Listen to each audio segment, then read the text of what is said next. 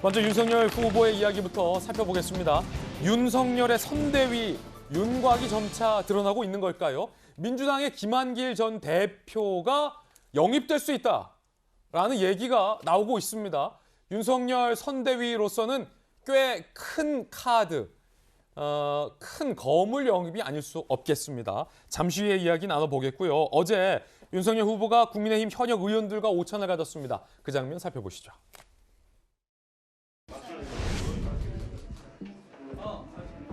도와주셔서 감사합니다. 아, 감사합니다. 도와주시고. 그 삼총장 됐습니까? 아니, 그냥 추측보다 하는 거야. 선대위를 내일 발표한다는 보도가 있던데요. 그건 잘못된 보도입니다. 원만하게 잘 진행이 되고 있는데 더 많은 분들 의견을 좀 들어야 되기 때문에 입니다. 수강 관련된 후보님 원칙이나 철학 같은 게 많은 분들의 중지를 모아서 다 함께하고 당이 중심이 된다. 국민의힘 당 중심의 선대위 체제다. 어제 이준석 대표 만나서는 좀 인성 갈등은 좀 마무리됐나 싶은데요. 누가 갈등이 있다고? 인사했습니다. 갈등 없고 조만간에 다 잘 진행되고 있으니까. 네, 고맙습니다. 저 선대위에 민주당의 대표 출신인 김한길 전 대표가 영입될 수 있다라는 관측이 나오고 있습니다. 그리고 나는 가수다. 그리고 느낌표의 유명 예능 프로그램을 연출한 유명 PD도 영입으로 거론되고 있다고 합니다. 함께 보시죠. 나는 가수다 PD 김형희 PD, MBC 부사장까지 했죠. 영입을 추진하고 있다. 그리고 위원장의 김한길 전 민주당 대표 영입을 거론되고 있다. 자, 먼저 나는 가수다와 느낌표, 굉장히 좀 유명했던 예능 프로그램을 제작한 김영희 전 MBC 부사장 영입이 추진되고 있고, 캠프 관계자는 보직 미정이지만 홍보 파트에서 중요한 역할을 할 것이다 라는 얘기가 나오고 있습니다. 김영희 PD는 제안받고 고민 중이다. 정권 교체 필요성에는 공감을 한다 라는 입장을 밝혔습니다. 자, 그리고 윤석열 선대위에서 가장 큰 자리 중에 하나가 될 것 같아요. 그리고 거물 중에 한 명으로 영입 1순위로 타진되고 있는 사람이 바로 김한길 전 대표입니다. 국민통합위원장 요청을 한 걸로 알려지고 있고, 후보 직속위원회, 국민의힘 관계자는 야권 통합 등을 염두, 정통 민주당 주류 출신으로 정치력을 갖춘 김 전 대표가 적격이다. 김한길 전 대표 같은 경우는 안철수 전 공동대표와의 합당을 이끌어냈던 정당계의 M&A의 귀재로 불리기도 한 인물이기도 합니다. 부인은 최명길 씨입니다. 이재명 기자, 김한길 전 대표의 영입은 만약에 이거 성공한다면 엄청나게 큰 뭐랄까요? 거물 영입 아닙니까? 거물 영입을 볼 수 있겠죠. 김대중 전 대통령 시절에 이제 수석을 지내면서부터 굉장히 어떤 기획력을 굉장히 이제 발휘했었고, 그러면서 정당사에서 여러 번 M&A 귀재다 이렇게 표현했는데, 어쨌든 안철수 대표랑 국민의당을 창당을 해서 결국은 제3지대 열풍을 만들어냈던 그런 주역이기도 하죠. 그런 점에서 그러면서도 또 이제 민주당의 정통성을 갖고 있기 때문에 윤석열 후보 측 입장에서는 굉장히 영입에 공을 들일 수 있는 인물 중에 하나다. 그래서 사실 그렇기 때문에 예전부터, 지금뿐이 아니라 전에도 이제 얘기가 한번 나오지 않았습니까? 김한길 전 의원과의 접촉 얘기가 이제 꾸준히 나왔었는데, 그런 점에서 아마 국민통합위원회, 그리고 또 하나가 지금 이제 미래비전위원회, 이렇게 이제 윤석열 후보가 좀 염두에 두고 있는 몇 개 위원회가 있는데, 거기 위원회에 위원장으로 영입을 해서 좀 외연을 확대하는 아주 대표적인 상징적 카드로 좀 활용하려는 게 아닌가, 이렇게 좀 볼 수 있을 것 같습니다. 이게 궁금해요. 그럼 두 번째 질문이 따라올 수밖에 없는 건데, 수많은 민주당 인사들이 있는데 민주당 대표 출신에 왜 김한길 전 대표가 영입 1순위로 거론되고 있을까? 이게 궁금하거든요.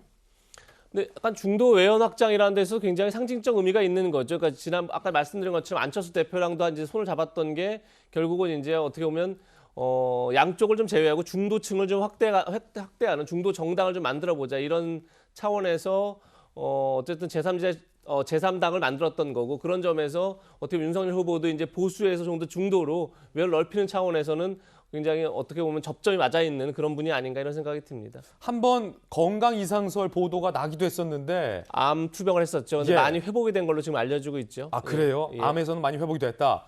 지난 3월 김한길 전 대표가 취재진에게 모습을 드러낸 적이 있습니다. 그때 윤석열 후보와의 연대 질문이 나왔었는데 뭐라고 대답했었을까요? 지난 3월 김한길 전 대표입니다. 윤석열 총장과는 정치적 연대를 하시는 건가요? 최근에 만나보신 적 있으신가요? 정치적 연대를 생각하고 계시는 건가요? 만나보신 적 있으세요?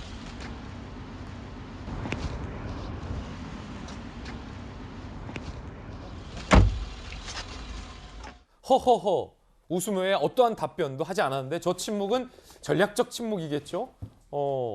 두 번째 영입 얘기가 나온 게 박지원 대변인. 네. 나는 가수다.